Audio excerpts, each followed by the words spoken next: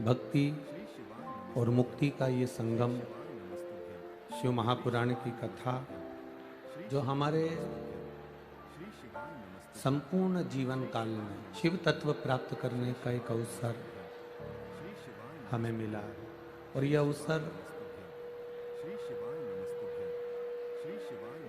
कोई साधारण नहीं है जिसको हम छोड़ दें। शिव जी की एक अविरल भक्ति को प्राप्त कर कर हम भगवान देवादिदेव महादेव की पावन कथा का रसतत्व ग्रहण कर अपने पूर्वजों को पार लगाएं। तेरी कृपा बिना न हिले एक भी अणु, लेते हैं श्वास तेरी कृपा से तनु तन। बखान क्या करूं मैं राखों के ढेर का, चपटी भगवत खजाना। हे गंगाधार मुक्ति द्वार ओमकार, भोले ओमकार आयो शरण शंभु तार तार तू। शिव जी की यह आनंदमय जो कथा आप और हमको प्राप्त हुई है, ये कोई साधारण सी नहीं है।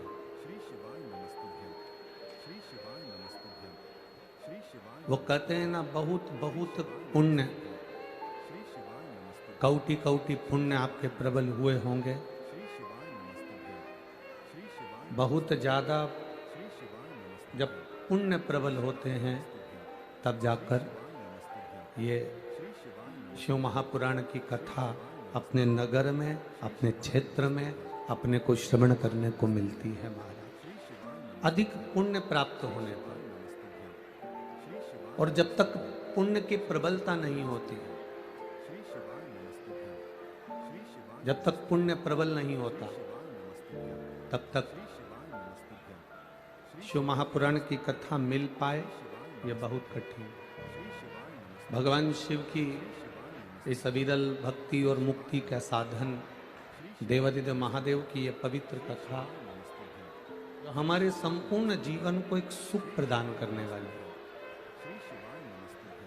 हमारे संपूर्ण जीवन को एक आनंद देने वाली है। जिसने अपनी जिंदगी में एक बार भगवान देवादिदेव महादेव के प्रति विश्वास को प्रबल कर लिया, एक बार अपने मन को, अपने चित्त को, अपनी बुद्धि को जिसने दृढ़ी कर लिया और भगवान की कथा के प्रति जिसकी बुद्धि, जिसका विश्वास दृढ़ी हो गया,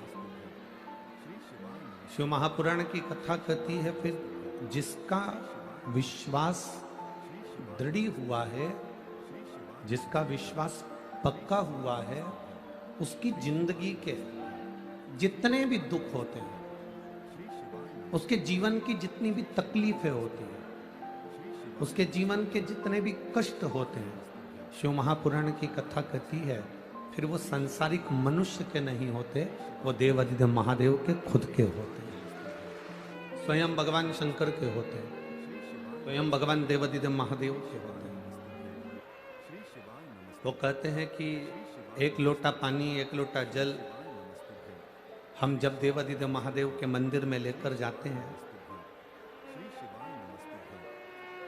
एक लोटा जल लेकर जब हम शिव जी के मंदिर में पहुंचते हैं, एक लोटा जल लेकर जब हम शंकर भगवान के शिवालय में, देवालय में पहुंचते हैं, तब जब हम शिव जी को एक लोटा जल समर्पित कर रहे होते हैं, उस समय पर भगवान देवादिदेव महादेव जिस हाथ से हम भगवान शंकर को जल चढ़ा रहे होते हैं। मेरा शिव, मेरा ओघड़दानी, मेरा त्रिकालदर्शी, मेरा कैलाशी, मेरा अविनाशी, मेरा शंभु उस हाथ को पकड़ लेता है, फिर भव सागर में उसको डूबने नहीं देता है। तो भव सागर में डूबने नहीं देता, उसको संसार सागर में वो डूबने नहीं देता। शंभु शरने पड़ी मांगू घड़ी रे, दुख काटो दया कर ने दर्शन आपो। शंभु शरणे मांगू घड़ी रे, दुख काटो दया करी ने दर्शन। हमारा जल चढ़ाना, हमारी शंकर के प्रति स्तुति करना, बोल बम का नारा है। देवाधिदेव महादेव की भक्ति जब हम करें, भगवान शंकर के चरणारविंद का जब रस तत्व हम ग्रहण करें, उसके करीब में, उसके नजदीक में जब हम पहुंचे, उस समय पर हमारा दुख हमारा नहीं होना चाहिए, हमारा कष्ट हमारा नहीं होना चाहिए। भगवान शंकर की भक्ति के प्रति जब हम जागृत हों, भगवान शिव की भक्ति के प्रति जब हमारी जागरूकता बढ़े, जब हम भगवान देवाधिदेव महादेव के करीब में पहुंचे, शिव के नजदीक में पहुंचे, उस समय पर आपकी जिंदगी में कितनी भी तकलीफें हो, कितना भी दुख हो, जैसे एक बेटी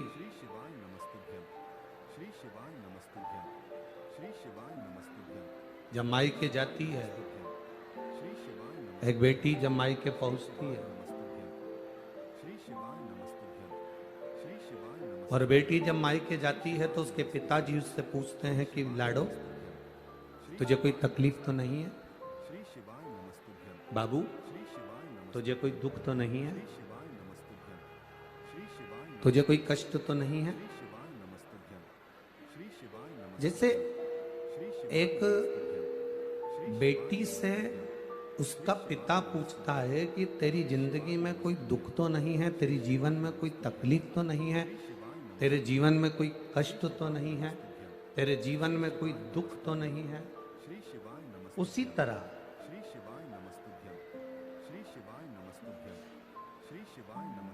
जब हम देवाधिदेव महादेव के करीब में जाते हैं, भगवान शंकर के नजदीक में जाते हैं,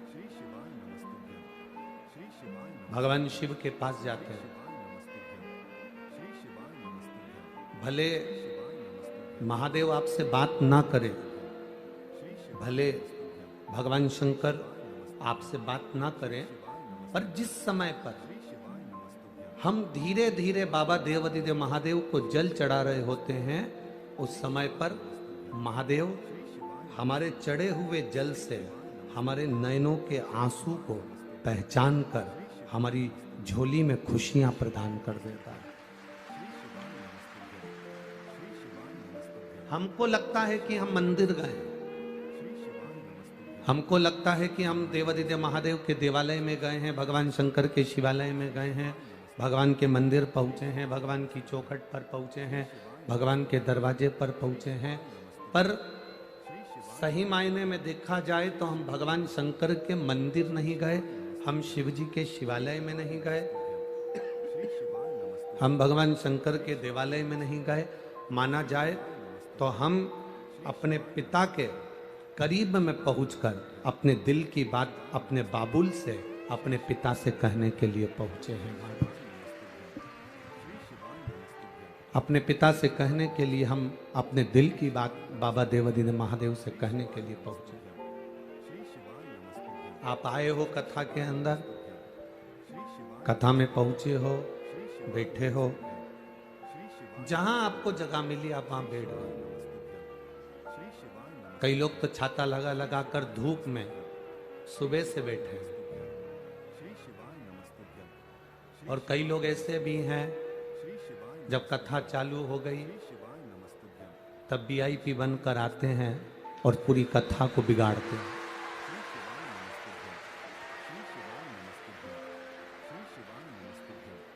आप लोग ये मत सोचना कि सीहोर वाले महाराज को खाना खिला रहे हो तो तुम्हारे पक्ष में बोलेगा, है?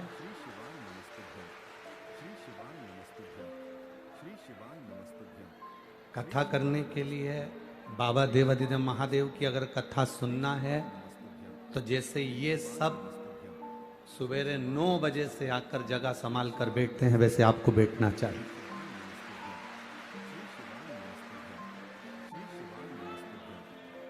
देखो तो शंकर है क्या, पहचानो तो शिव है क्या। जब वो देने में कमी नहीं रखता तो हम उसके भजन में कमी कैसे रख सकते हैं? उसकी भक्ति में कोई कमी नहीं होना चाहिए। आपकी भक्ति जितनी दड़ी बना सकते हो उतनी दड़ी बनाओ। आपकी भक्ति जितनी प्रबल बना सकते हो उतनी प्रबल बनाओ।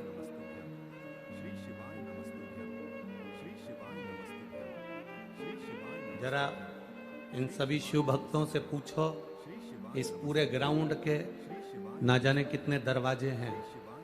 एक दरवाजे पर भक्त पहुंचते हैं तो कहते हैं अगले पर जाओ, अगले पर पहुंचते हैं तो क्या अगले पर जाओ, अगले पर पहुंचते हैं तो अगले पर जाओ, अगले पर पहुंचते हैं तो अगले पर जाओ। कोई पाँव से तकलीफ में है, कोई वृद्ध है, कोई बूढ़ा है, कोई बच्चे वाली है, कोई गर्भस्थ है। कितना पूछते पूछते तब जाकर बड़ी मुश्किल से इस ग्राउंड के अंदर प्रवेश कर पाते हैं, तब पहुंचकर कथा का रस तत्व ग्रहण कर पाते हैं, तब इस कथा को मिल पाते हैं। बाबू, कोटा की माताओं और मेरे भाइयों, हीरे जैसी कथा है, समझ गए तो तुम्हारे भाग्य खुल गए। अगर कंकर समझा और पत्थर समझा तो तुम्हारे जिंदगी में तुम कुछ नहीं ले पाओ। हीरे जैसी कथा है, इसको जितना ले लोगे उतनी अपनी जिंदगी संवार लो, अपने जीवन को सार्थक करो।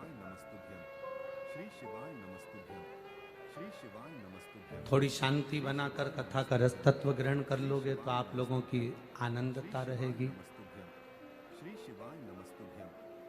टीचर का काम है 3 घंटे 1 घंटा पढ़ाई कराता है, स्टूडेंट के ऊपर है कि वो कितना ग्रहण कर सकता है। अच्छे से ग्रहण कर लिया तो पास हो गया, ये आपके ऊपर निर्भर करता है। शिव कथा कह रही है, भगवान देवाधिदेव महादेव का संवाद कह रहा है। भक्ति करने वाला व्यक्ति किसी दौड़ में कभी शामिल नहीं होता। कोई कहता है कि हमने 5 बार पशुपति व्रत कर लिए, तुमने अगर 1 बार करा है तो तुम अपने मुख से कभी मत कहना कि तेरे को देखकर मैं 5 बार व्रत करूंगा। कोई 16 सोमवार के व्रत कर लिया 5-6 बार, 16 सोमवार के व्रत जब 5-6 बार कर लिए और किसी ने कह दिया कि मैंने तो 5 बार पशुपति व्रत करे, मैंने तो 3 बार 16 सोमवार के व्रत करे, मैंने तो बेलपत्री का व्रत करा, मिश्री का व्रत करा, चूरमे का व्रत करा, मैंने सारे व्रत धारण करे।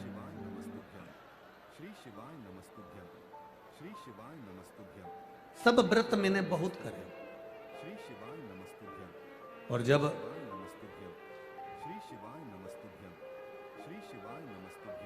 इस दौड़ में तुम शामिल मत होना, इस दौड़ में तुम सम्मिलित मत होना कि किसी को देखकर कोई अगर 15 व्रत कर रहा है, कोई 5 व्रत कर रहा है, कोई 3 बार पशुपति व्रत कर रहा है, कोई 2 बार पशुपति व्रत कर रहा है, या कोई 16 सोमवार के व्रत कर रहा है, या कोई संकट सोमवार के व्रत कर रहा है। हमें देखकर कभी भी इस दौड़ में शामिल नहीं होना।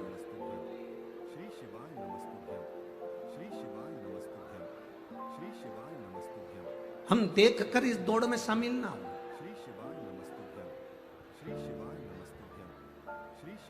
प्रयास करना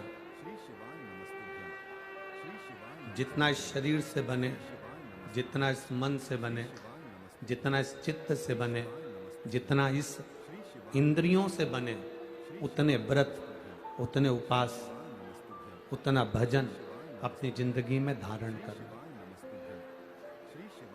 दिखावे से व्रत की प्रबलता कभी नहीं होती।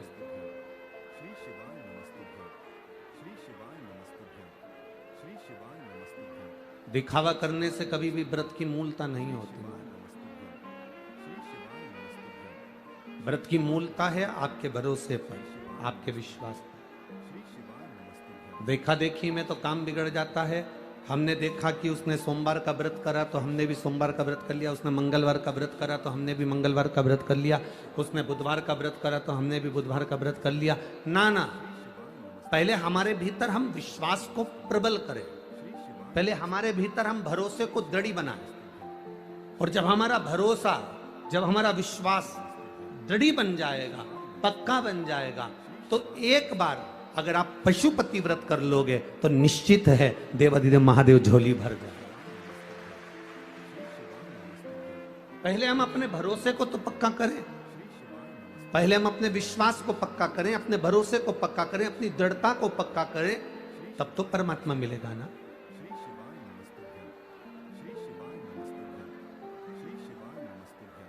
अरे मैंने तेरे ही भरोसे बाबा, तेरे ही भरोसे हवा बिच उड़ती जावांगी, बाबा डोर हथों छड़िया कटी जावांगी, भोले मैं तेरी पदम, शंभु मैं तेरी। आपका विश्वास जितना पक्का हो जाए, जितना दृढ़ बन जाए, उतना दृढ़ बना लो। विश्वास की कथा है, शिव महापुराण की कथा, भरोसे दृढ़ता की कथा है। भरोसा प्रबल हो, विश्वास दृढ़ हो, उस विश्वास में आप अगर एक व्रत को भी धारण करोगे तो वो व्रत में सफलता मिलती है। एक व्रत भी अगर आपने धारण करा है तो उसमें आपको सफलता मिलती है। हम दिखावे के वश भी कुछ करते हैं तो उसमें कुछ आनंद की अनुभूति नहीं होती, उसमें सुख का भान नहीं होता। जो शंकर का भक्त होता है, जो शिव का उपासक होता है, जो भगवान की अविरल भक्ति को पाने वाला होता है, वो किसी ऐसी दौड़ में शामिल नहीं होता जिस दौड़ में उसको हापड़ी भरा जाए या हाप भरा जाए। शिव महापुराण की कथा कहती है जो दौड़ में शामिल होता है, हाप उसी को भरा है।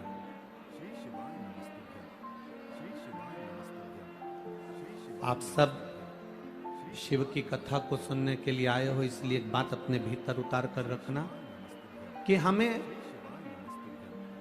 दिखावे की दौड़ में कभी शामिल नहीं होना।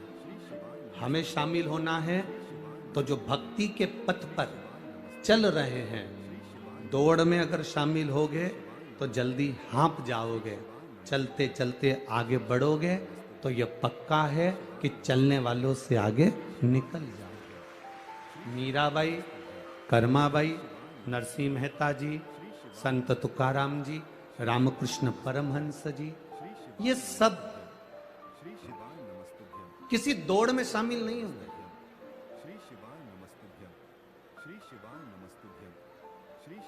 अभी एक नई दौड़ लोगों के बीच में शामिल हो गई, एक नई दौड़ चालू हो गई। कौन सी दौड़ है?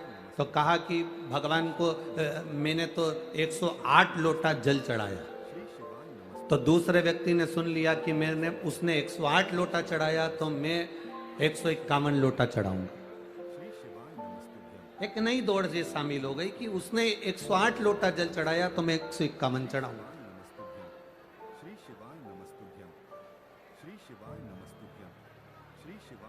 फिर एक नई दौड़ चालू हो गई।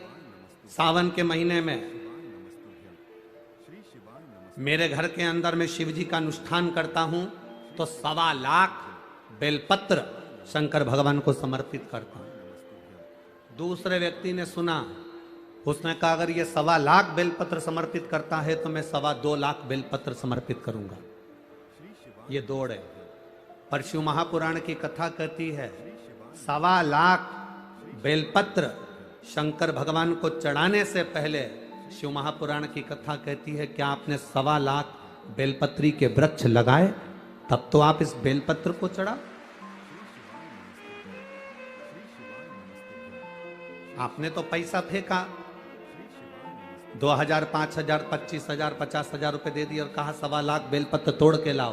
तोड़ने वाला व्यक्ति बेलपत्र तोड़ने के लिए गया, उसने कितने बेलपत्र के वृक्ष को तोड़ा, ना जाने कितनी डालियों को तोड़ा, ना जाने कितने वृक्षों को नोचा, और तब जाकर वो 1.25 लाख बेलपत्र इकट्ठी कर लेकर आया और उसने अपने सेठ जी से कहा, सेठ जी ये 1.25 लाख बेलपत्र है, भगवान शंकर को समर्पित कर दो। इस दौड़ में कभी शामिल मत होइए। आप दिखावे की दौड़ से जितना दूर रहोगे उतने सुखी रहोगे। अगर दौड़ की जगह चलना प्रारंभ करो तो जीवन का एक आनंद होगा। जैसे कड़प, शिव जी का एक भक्त कड़प, वो शंकर भगवान का भक्त नहीं था, वो शंकर भगवान की आराधना नहीं जानता था, वो शंकर भगवान की उपासना नहीं जानता था। एक बार उसने जब बचपन में छोटी सी अवस्था थी, मात्र 4.5 साल का कड़प था,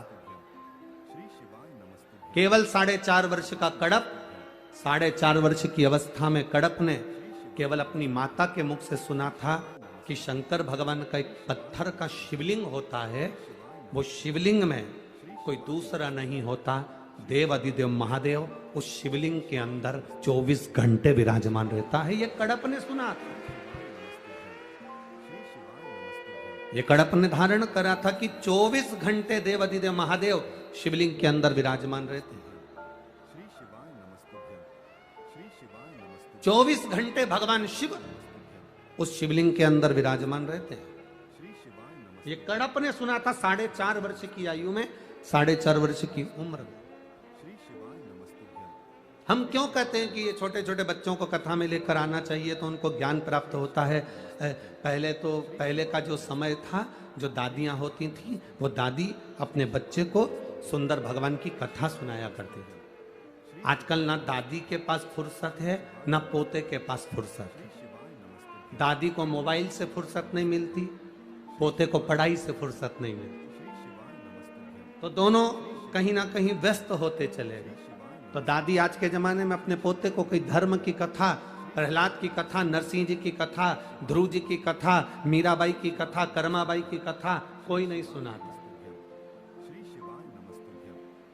आज के जमाने में जितने भी यहाँ पर पेरेंट्स बैठे हुए हैं, जितने माता पिता बैठे हुए हैं, जितने लोग यहाँ कथा सुनने के लिए बैठे हैं, आप सब ईमानदारी से बोलना, आप में से कितनी माता हैं जो अपने बच्चे को तुकाराम जी बनाना चाहती है, मीराबाई बनाना चाहती है, कर्माबाई बनाना चाहती है, रामकृष्ण परमहंस बनाना चाहती है।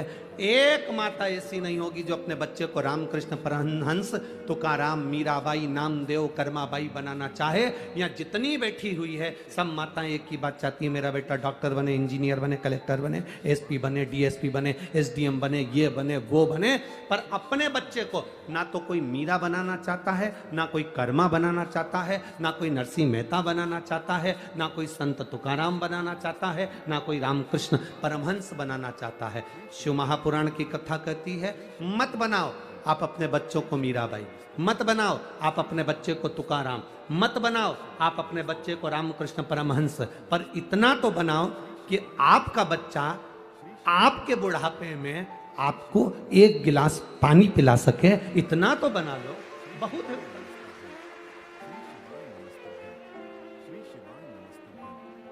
बच्चों को कार देने से पहले संस्कार देने का प्रयास करना। कार दोगे तो बच्चा बेच कर खा जाएगा, संस्कार अगर बच्चे में आ गए तो दरवाजे पर कार की लाइन लगा देगा, ये पक्का है।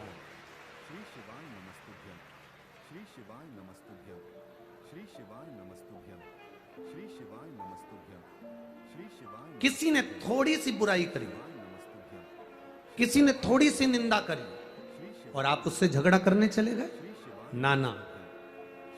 एक बात अपने अंदर याद रखना, तुम लोग स्नान कर कर आते होगे, हम भी स्नान कर कर आते हैं, या आप भी स्नान कर कर आते होगे। बाथरूम में जब नहाकर बाहर निकलने के बाद जब तैयार होने के लिए दर्पण देखते हो, दर्पण देखते समय तुम्हारे चेहरे पर कोई दाग लगा हो, तुम्हारे चेहरे पर कोई सामान लगा हो, तो तुम गुस्सा होते हो क्या?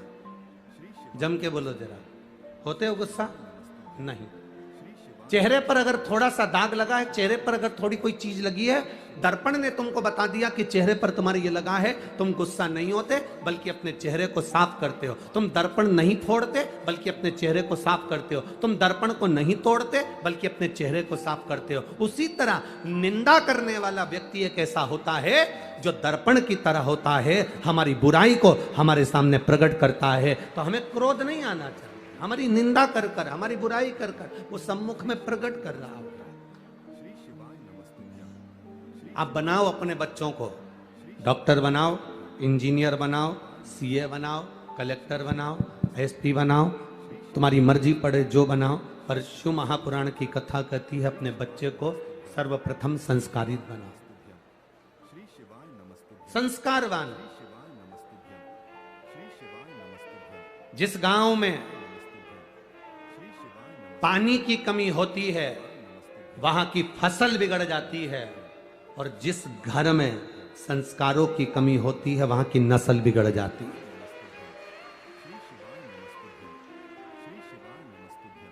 बनाओ अपने बच्चों को संस्कारवान।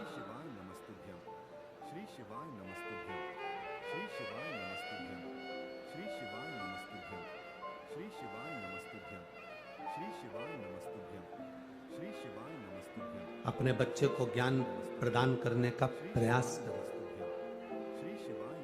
शिव कथा कर रही है एक विश्वास के साथ,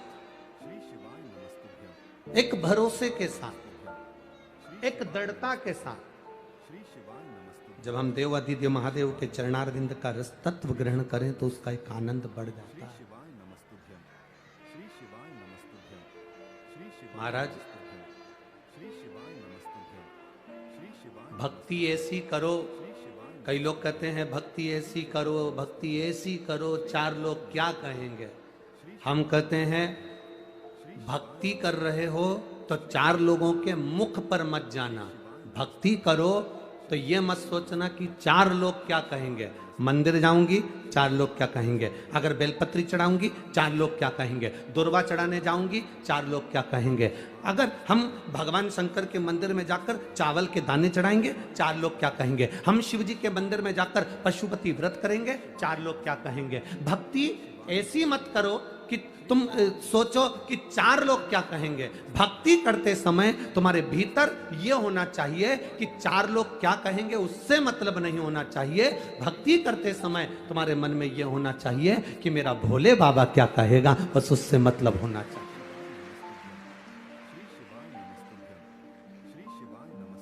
पशुपति व्रत करने से पहले तुम्हारे मन में एक भाव उत्पन्न हो जाता है, मैं करूंगी और मंदिर जाऊंगी और लोग क्या कहेंगे कि इतनी बड़ी वहां उसकी पत्नी होने के बाद, उसका पति इतना बड़ा ऑफिसर होने के बाद पशुपति व्रत कर रही है, चार लोग क्या कहेंगे। अरे ये तो दुनिया के लोगों का काम है कहना। ढोलक बजा बजा कर भजन गाओगे तो भी लोग कहेंगे बताओ ये आ गई सती सावित्री। और अगर तुम मंदिर नहीं गए, भजन नहीं गाया, भगवान की भक्ति नहीं करी तो लोग कह देंगे बताओ ये आ गई अप टू डेट मैडम। ये किसी काम की नहीं। अब बताओ, भजन करोगे तो लोग ताना देंगे, नहीं करोगे तो लोग ताना देंगे। तो हमें ये नहीं सोचना कि हम व्रत करेंगे तो 4 लोग क्या कहेंगे, पशुपति व्रत करेंगे तो 4 लोग क्या कहेंगे, मंदिर जाऊंगी लोटा भर के, घर से जल भरकर मंदिर जाऊंगी तो 4 लोग क्या कहेंगे। कई पुरुष लोग ऐसे हैं जो अपनी पत्नी से कह देते हैं, मैं जाऊंगा तो दोस्त लोग हंसेंगे, दुनिया के लोग क्या कहेंगे, मोहल्ले के लोग क्या कहेंगे। अब ईमानदारी से बोलो, क्या मोहल्ले के लोग तुम्हें खाने को दे रहा है? बोलो री कोटा की जी, मोहल्ले के लोग खाने को दे रहे हैं? पड़ोसी तुम्हारे यहाँ फ्रिज ला के दे रहा है? पड़ोसी या रिश्तेदार तुम्हारे यहाँ एसी लगवा रहे हैं? अगर कोटा में लगवा देते हो तो बात दूसरी है। हमारे यहाँ सीहोर में तो कोई नहीं लगवाता। पड़ोसी ना खाने को दे रहा है, रिश्तेदार ना तुम्हारे यहाँ कूलर ला कर दे रहा है, रिश्तेदार ना तुम्हारे घर में एसी लगवा रहे हैं, ना तुम्हारा बिजली का बिल का खर्चा उठा रहा है, ना तुम्हारे पानी का खर्चा उठा रहा है, ना तुम्हारी पढ़ाई का खर्चा उठा रहा है। फिर हम क्यों सोचें कि हमारे भजन करने से, शंकर जी को जल चढ़ाने से, शिव जी के मंदिर जाने से, शंकर का गुणगान करने से, शिव महापुराण सुनने से 4 लोग क्या कहेंगे। हमें यह सोचना है कि मेरा भोले बाबा क्या कहेगा। उसकी भक्ति का धारण, हम उसके भजन को धारण करें, हम उसके स्मरण को धारण, हम उसकी भक्ति को अपने भीतर उतारे, हम उसके भजन को अपने भीतर उतारे। अरे भाई, जब तारकासुर की माता ने, कल की कथा में था बारंगी, तारकासुर की माता बारंगी ने जब बारंगी ने अपने बेटे से कहा कि ऋषिवर बोले हैं, गुरुवर बोले हैं कि ब्राह्मण को भोजन कराना है, पिता के निमित्तात्र कराना है, बजरंगासुर के अनुसार उसकी मुक्ति के लिए, उसकी गति के लिए हमें ब्राह्मण का भोजन कराना है। तो तारकासुर कहते हैं, मां कौन ब्राह्मण हमारे यहाँ भोजन करने के लिए?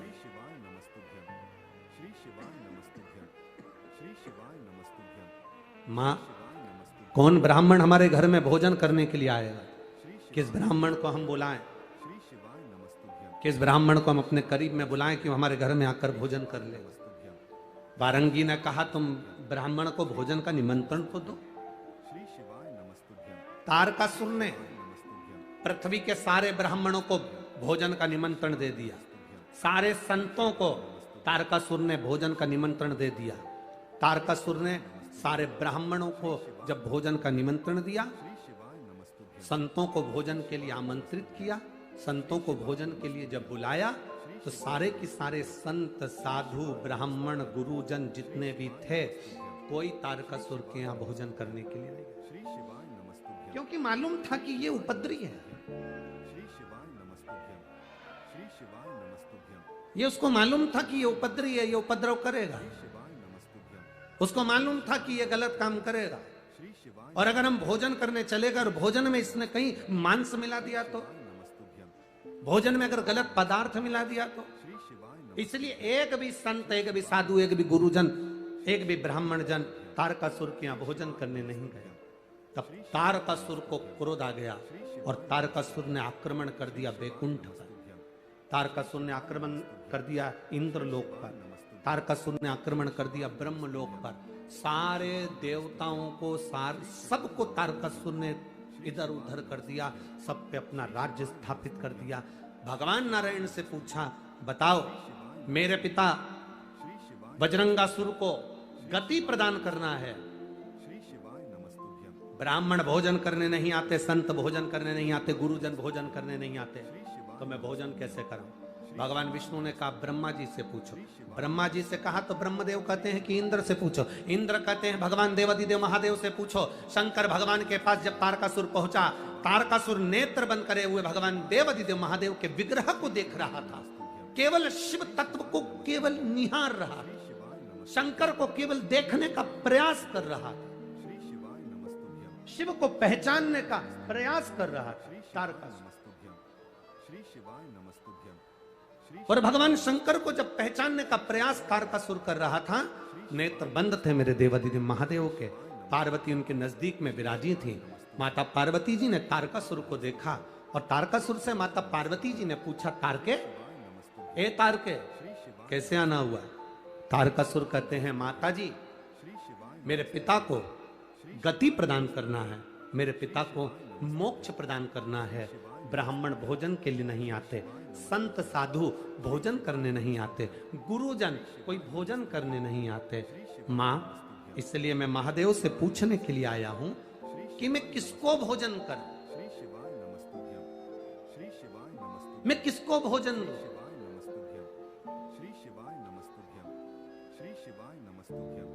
मैं किसको गति प्रदान करूं?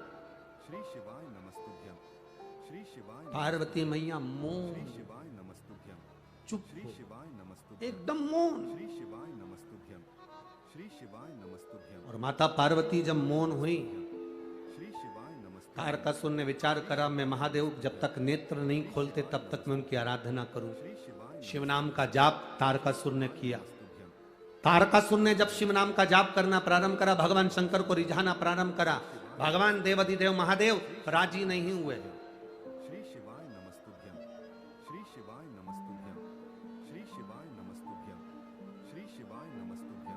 श्राद्ध पक्ष में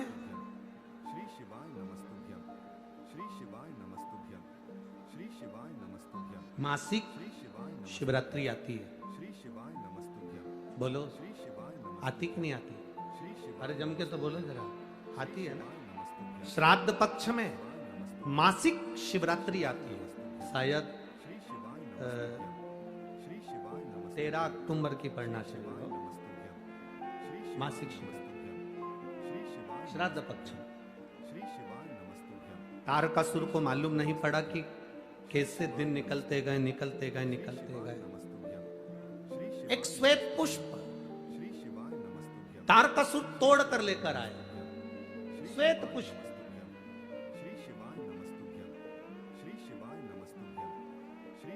तारकासुर को नहीं मालूम था कि श्राद्ध पक्ष में शिवरात्रि आती है और शिवरात्रि के दिन आज तारकासुर श्वेत पुष्प देवाधिदेव महादेव को समर्पित कर रहा है।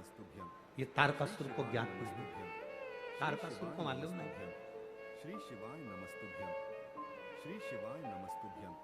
पहले तो लोग केवल एक शिवरात्रि को जानते थे भाई। बोलो सही है कि गलत?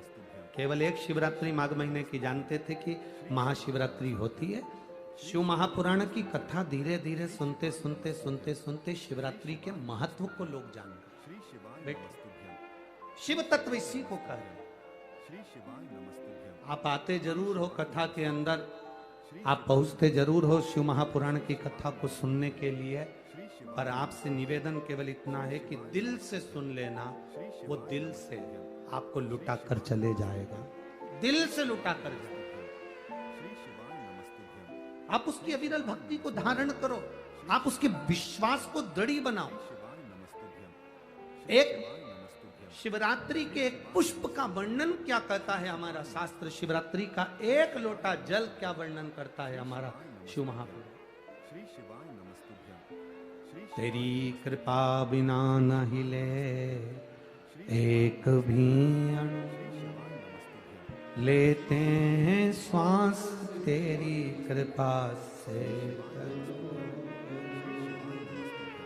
हे गंगाधार मुक्ति द्वार ओंकार, भोले आयो शरण दिया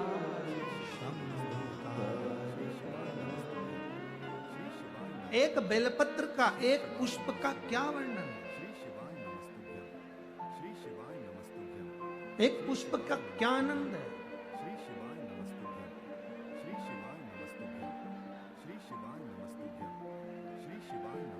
एक पुष्प का क्या रस तत्व है? शिव महापुराण की कथा वर्णन करते हैं।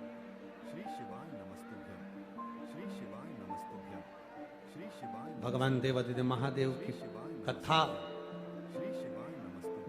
तारकासुर को नहीं मालूम कि शिवरात्रि है श्राद्ध पक्ष की।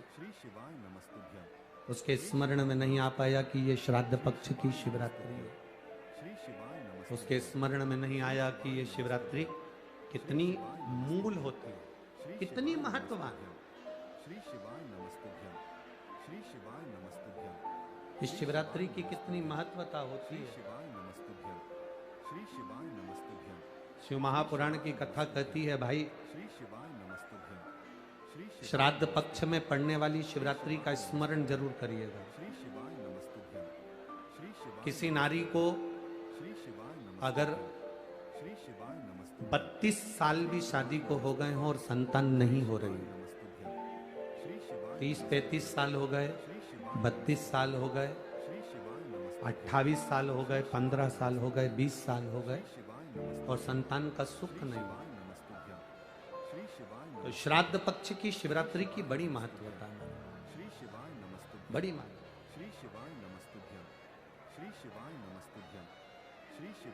तो शिवरात्रि का बड़ा महत्व।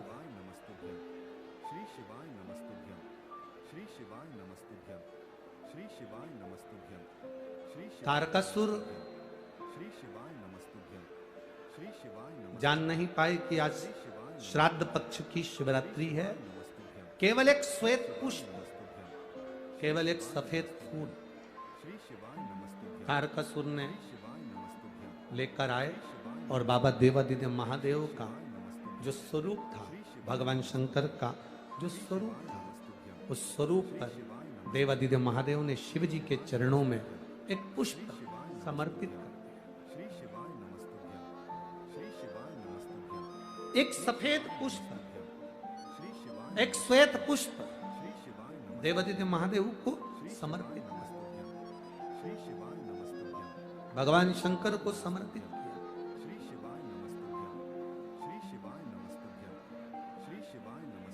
उसका फल क्या हुआ? आप लोग भी निवेदन है, प्रयास करना, पहले देख लेना, शायद हमारे हिसाब से तो 13 अक्टूबर को शिवरात्रि होना चाहिए। और भी आपके यहाँ के विद्वज्जन पंडित जन से पूछ लेना, नहीं तो पंचांग में या कैलेंडर में देख लेना कि अक्टूबर की श्राद्ध पक्ष की शिवरात्रि कब की है। जितने लोग आस्था चैनल पर सुन रहे हैं, जितने लोग फेसबुक यूट्यूब पर सुन रहे हैं, जितने लोग इस कथा पंडाल में जो दिल लगाकर और ध्यान लगाकर सुन रहे हैं, आप लोगों से निवेदन, प्रयास करना, एक सफेद पुष्प, एक श्वेत पुष्प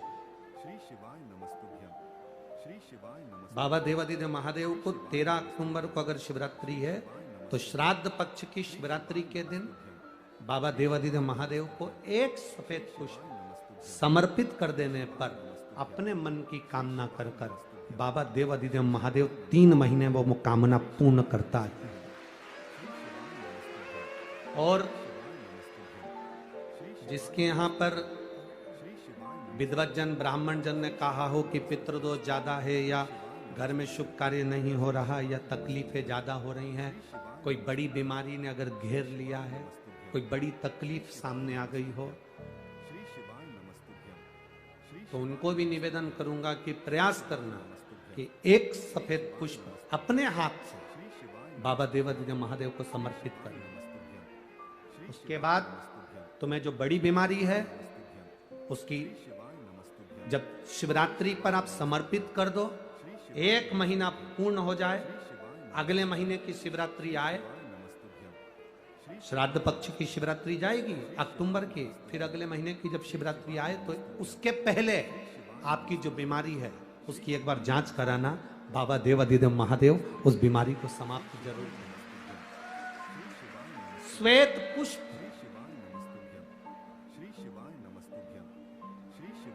भगवान शंकर का जो श्राद्ध पक्ष का जो शिवरात्रि है उस पर जो श्वेत पुष्प की परिभाषा, उसको हमें जानना, उस परिभाषा।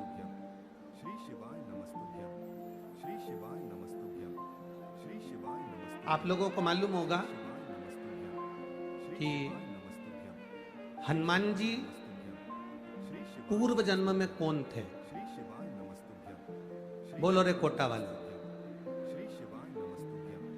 हनुमान जी का जो अवतार हुआ राम अवतार के समय पर, त्रेता में जो मेरे राम जी का जो सुंदर अवतार हुआ, तो राम जी के साथ में जो हनुमान जी प्रकट हुए, ये हनुमान जी को पूर्व जन्म में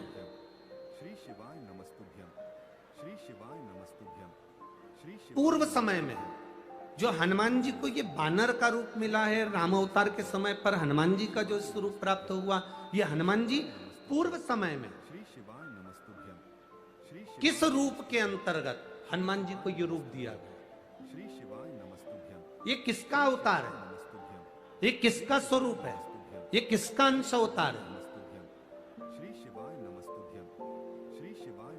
कई लोग कह देते हैं ये शंकर भगवान के अंश स्वरूप हैं, शंकर सुवन केसरी नंदन।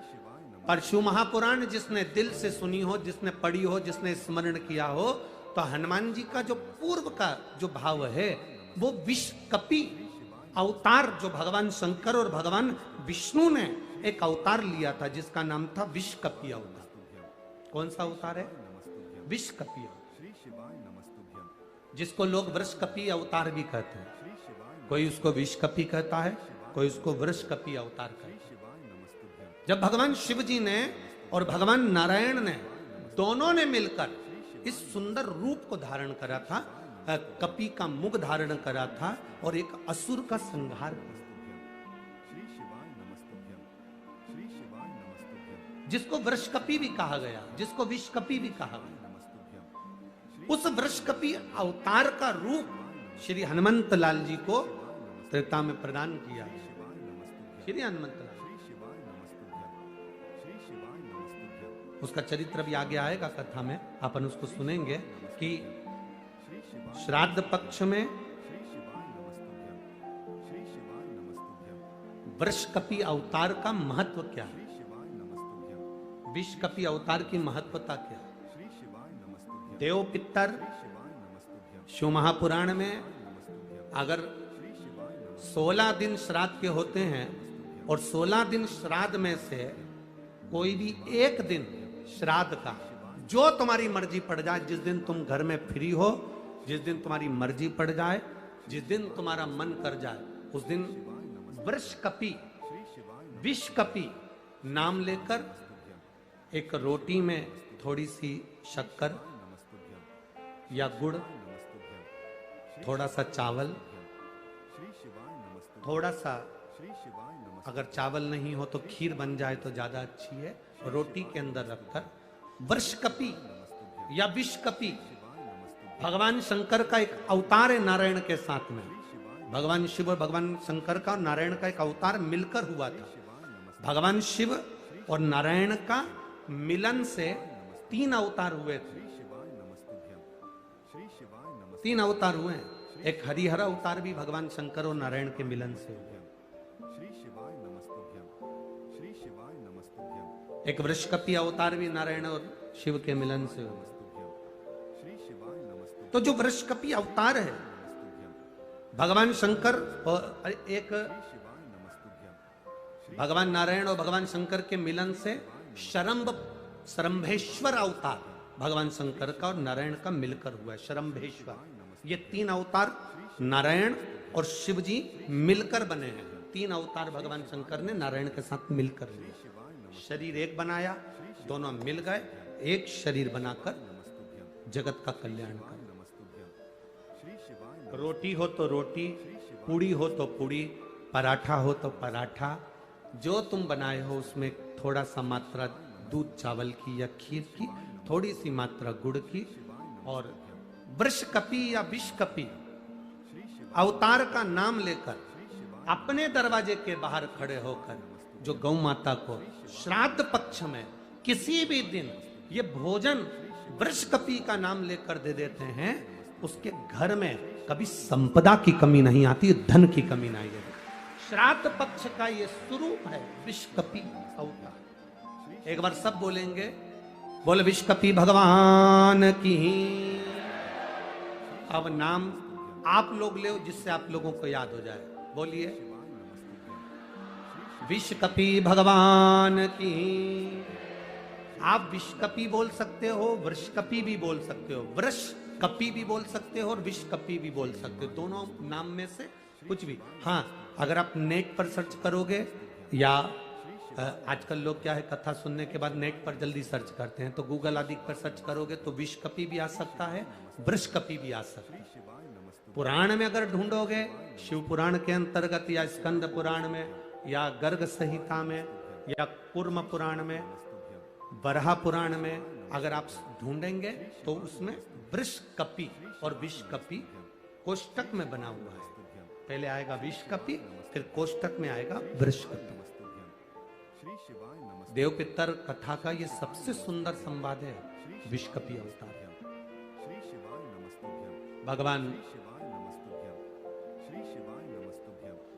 अब तारकासुर ने विचार करा कि मेरे पिता बजरंगासुर का गति कैसे हो, तो वो एक पुष्प, सफेद पुष्प को तोड़कर उसको नहीं भान क्या शिवरात्रि, उसको भान ही नहीं, उसकी स्मरण में नहीं है कि शिवरात्रि।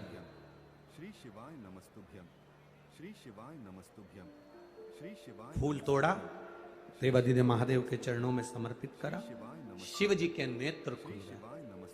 शंकर भगवान ने नेत्र खोलते से तारकासुर से पूछा, तुझे क्या चाहिए? तारकासुर कहता है, मेरे पिता बजरंगासुर की गति नहीं हुई है, वो भटक रहा है। मेरी माता जब सोती है, उनके स्वप्न में मेरे पिता आते हैं। मेरी माता वन में घूमती है, मेरे पिता उसके पीछे चलते हुए दिखते हैं। कभी कभी पितर, कभी कभी पूर्वज, हमको ऐसा लगता है कि हम काम कर रहे हैं और मुझे कोई देख रहा है। कभी कभी ऐसा लगता है कि मैं चल रही हूं, मेरे पीछे कोई चल रहा है। कभी कभी ऐसा भान होता है कि ऐसा लग रहा है कि कोई मुझे देख रहा है, कोई मेरे पीछे चल रहा है, कोई मेरे आगे चल रहा है। कभी कभी ऐसा भान होता है। तो उसके लिए यहाँ तारकासुर कह रहा है कि मेरी माता को मेरे पिता, मेरे पूर्वज नजर आते हैं, मेरे पिता की गति कैसे हो जाए। तब भगवान शंकर कहते हैं कि तारकासुर, एक तो तू असुर है, तू राक्षस है, और राक्षस होने के साथ साथ तू अपने पिता की गति की बात कर रहा है, ये तो मुझे हंसी आने वाली बात है। एक राक्षस कहे कि मेरे पिता का मोक्ष हो जाए, तो ये तो बड़ी हंसी की बात है, ये तो बड़ी विचित्र बात। पर तुम पूछ रहे हो, भगवान देवादिदेव महादेव ने कहा कि तुम्हारे पिता की गति के लिए तुम ब्राह्मण भोज, संत भोज, गुरु भोज, दरिद्र भोज ये क्यों ना करते? तारकासुर ने कहा, मैंने पूरी पृथ्वी को निमंत्रण दिया, कोई मेरे यहाँ भोजन करने नहीं आया। सबको भय लगा कहीं मैं मांस ना मिला दूं, गलत पदार्थ ना मिला दूं, गलत चीजें ना मिला दूं, उसका स्मरण ना हो जाए, इसलिए कोई मेरे यहाँ भोजन करने नहीं आया। शंकर जी उस गुरु भोज, दरिद्र भोज ये क्यों ना करते? तारकासुर ने कहा, मैंने पूरी पृथ्वी को निमंत्रण दिया, कोई मेरे यहाँ भोजन करने नहीं आया। सबको भय लगा कहीं मैं मांस ना मिला दूं, गलत पदार्थ ना मिला दूं, गलत चीजें ना मिला दूं, उसका स्मरण ना हो जाए, इसलिए कोई मेरे यहाँ भोजन करने नहीं आया। शंकर जी उसी समय पर कहते हैं, तेरे पिता की गति के लिए नंदी तुझे ज्ञान देगा। भगवान ने नंदी की ओर इशारा करा। नंदी ने तारकासुर से कहा, सुन तारका, अगर अपने पूर्वजों को जल नहीं दे सकते, अपने पूर्वजों को तर्पण नहीं कर सकते, अपने पूर्वजों के लिए भोजन नहीं करा सकते, अपने पूर्वजों के लिए कोई तुम भाग नहीं दे सकते, अपने पितरों के लिए तुम कुछ नहीं कर सकते, तो नंदी ने तारकासुर से कहा, एक मुट्ठी दुर्बा घास उखाड़ कर किसी गाय को खिला देना, उससे भी तेरी पिता की, तेरे पूर्वज की मुक्ति गति निश्चित है। ये नंदी का ज्ञान है, ये नंदीश्वर का ज्ञान। 16 दिन श्राद्ध में बन सके, आप अगर किसी को भोजन करा सके ठीक है, ना करा सके ठीक है, कुछ नहीं बने तो थोड़ी सी घास, थोड़ा सा ग्रास तोड़कर गौ माता को भी खिला देने पर हमारे पूर्वजों को, हमारे पितरों को मुक्ति प्राप्त हो जाती है, मोक्ष मिल जाता है। क्यों? गौ माता के शरीर में देवताओं का निवास है, उसको जानने वाला जान सकता है, बाकी के तो लोग आज के जमाने में हम क्या कहें, केवल दुनिया के लोग एक बात कहते हैं, गौ माता की जय हो, गौ माता की रक्षा हो, रक्षा हो, रक्षा हो। हर मंच पर, हर जगह पर राजनेता, सत्ताधारी सब चिल्ला चिल्ला कर कहते हैं, हमने गाय के लिए यह करा, हमने गाय के लिए वो करा। अगर तुमने गाय के लिए कुछ करा होता तो रोडों पर गाय आज भी कचरा खाती हुई नहीं दिखती।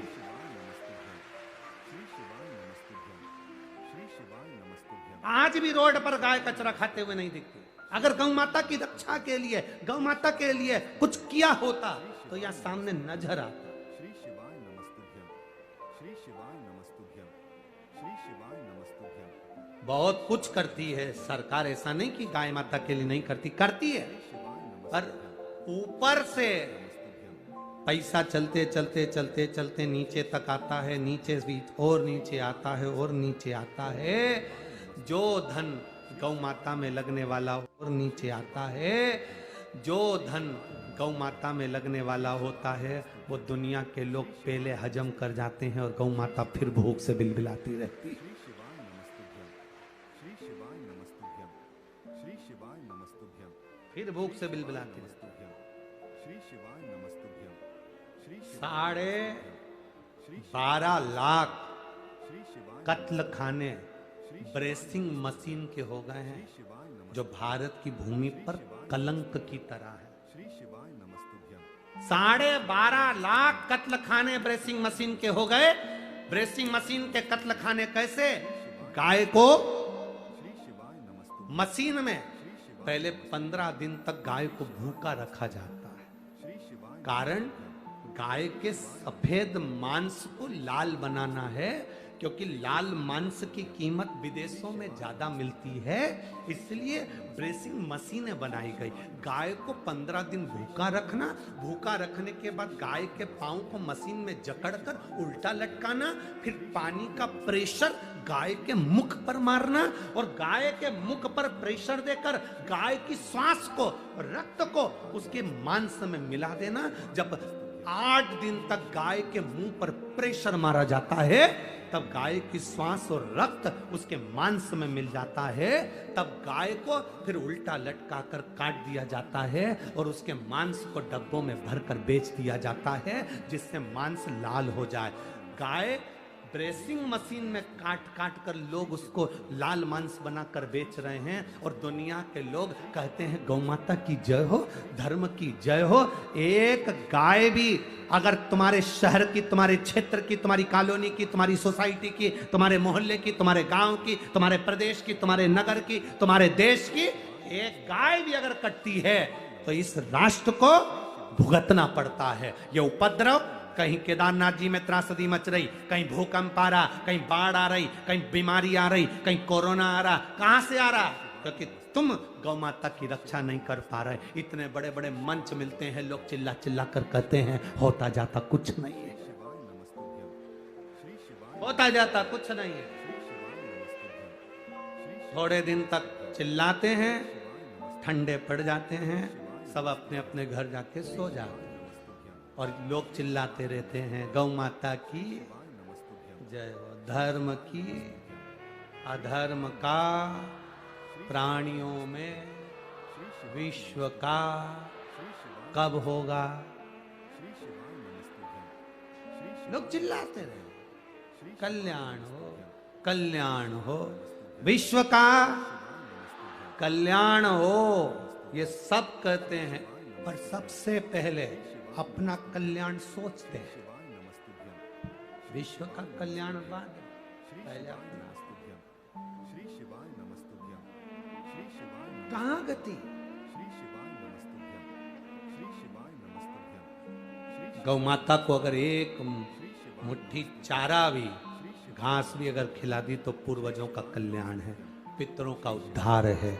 ये नंदी ने तारकासुर को कहा, तारकासुर सुनकर आनंदित हो गया। आनंद, रसतत्व आ गया तारकासुर के पास। तारकासुर ने सुना, गया, घास लेकर गौ माता को दिया। गाय की आंख से आंसू बह रहे थे तो तारकासुर ने पूछ लिया, गौ माता, मैंने तुम्हारे को घास खिलाया और तुम रो रही हो? गौ माता, मैंने तुमको घास खिलाया और तुम रो रही हो? गौ माता कहती है, तारकासुर, तू असुर है, मुझे कष्ट देता है हर पल, और आज तू घास खिलाने आया है तेरे पूर्वजों के उद्धार के लिए। ये तारकासुर की कथा नहीं, है आप और हमारी सबकी कथा है। 16 श्राद्ध आई, दादाजी की तिथि आई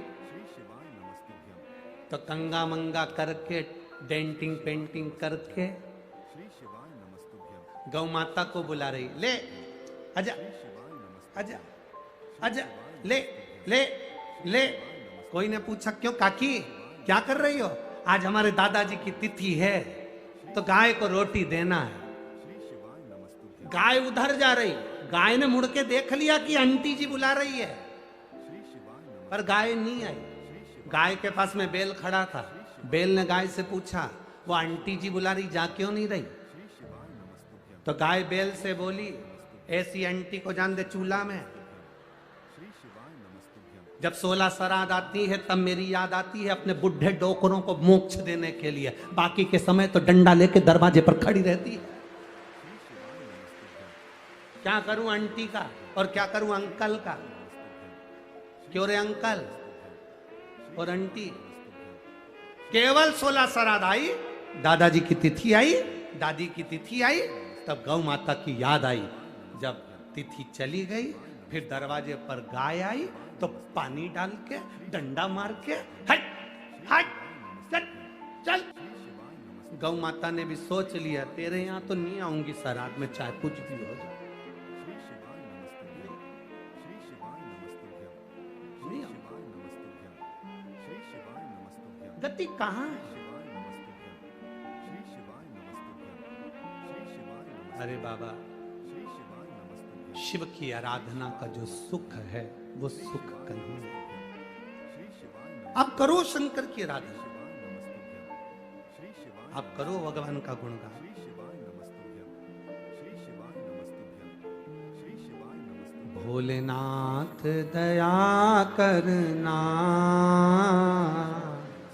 मैं तेरे भरोसे, मैं तेरे भरोसे हूँ, मैं तेरे भरोसे, मेरे बाबा दया करना, मैं तेरे भरोसे। दिल से प्रार्थना करिए, बाबा देवाधिदेव महादेव से भाव से कहिए, जहाँ जगह मिले वहाँ बैठकर सुंदर श्राद्ध पक्ष की देव पितर शिव महापुराण की कथा चल रही है। आप हृदय से बाबा से प्रार्थना करिए, दिल से निवेदन करें। बोल बम का नारा है सारी समस्या का हल। भाव से बाबा से अपनी जगह पर बैठकर प्रार्थना करिएगा, दिल से बाबा से निवेदन करिएगा, बाबा से भाव से कहिए महाराज श्री शिवाय नमस्तु, श्री शिवाय नमस्तु, श्री शिवाय नमस्तु, श्री शिवाय नमस्तु,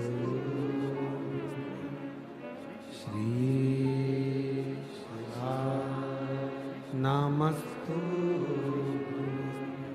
भोला सब दुख काटो,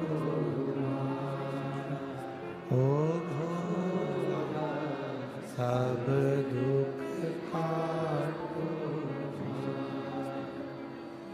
शिव शंकर तेरी माला, भोले बाबा जप तेरी माला, भोला सब दुख काटो,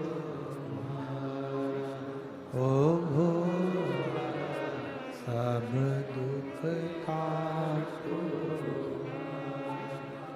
वेश है मंगलकारी, वेश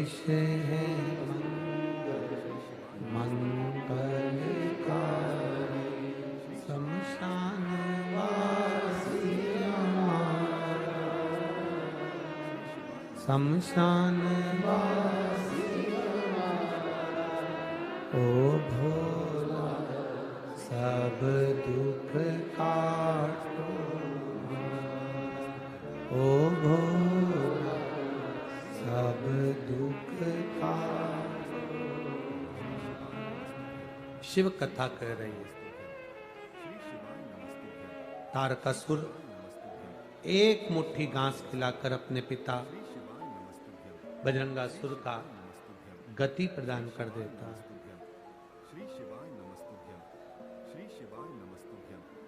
ऐसा कोई व्रत नहीं है दुनिया में जिसका फल देवादिदेव महादेव नहीं देते।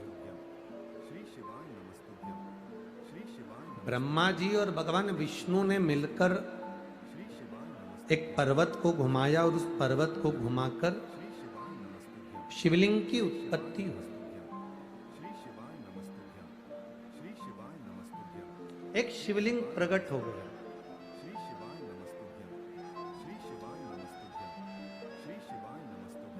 ब्रह्मा जी शिवलिंग का सिर देखने के लिए ऊपर की ओर गए और भगवान विष्णु चरण देखने के लिए पाताल में चले गए, जमीन में।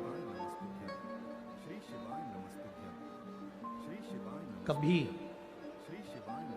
जिंदगी में सबकी परीक्षा लो, पर महादेव की कभी परीक्षा मत लो।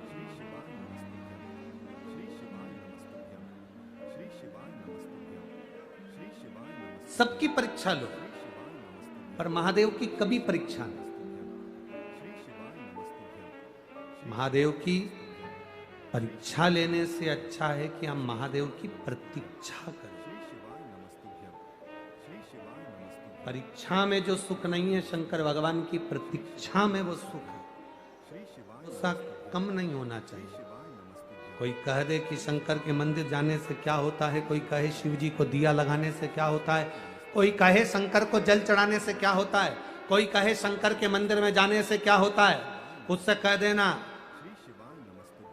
हम मंदिर जाते हैं, हमारे पांव से जाते हैं, हम भजन करते हैं, हमारे मन से करते हैं, तो तुम बोलने वाले कौन होते हो कि मंदिर मत जाओ, देवालय मत जाओ, शिवालय मत जाओ।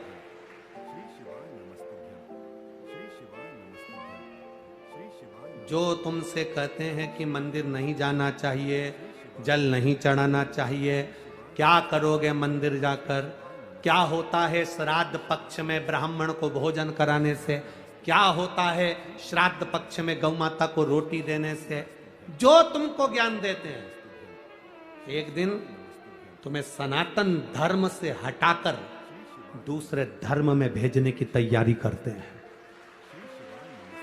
दूसरे धर्म में भेजने की तैयारी करते हैं। हम अपना सनातन धर्म कैसे छोड़ दें? हम अपना भजन करना कैसे छोड़ दें? हम अपनी भक्ति कैसे छोड़ दें? शिव कथा कर रहे हैं, चरण नहीं मिले। नारायण ने सत्य कह दिया कि मुझे चरण नहीं मिले, तो भगवान विष्णु का नाम सत्य नारायण हो गया।